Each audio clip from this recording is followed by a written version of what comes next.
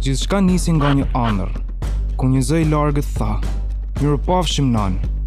Një fjali e thjesht, por e mbushur me dhimbjen e ndarjes dhe mallin e një zemre që pret. Prej asaj ëndre lindën vargjet e Desaraxhinit, ndërsa muzika u krijua prej mejet, si një rrjedh kujtimesh ku çdo notë prekte një plag të fshehtë. Kur orkestrimi i rrjet Barbullushit mori formë, ndjeva sikur kënga nisi të marrë të frym vetë. Kështu lindi Nana, një balad për nanat që presin, për fëmijët që largohen dhe për dashnin që mbetet e përjetshme, për te kohës e largësisë.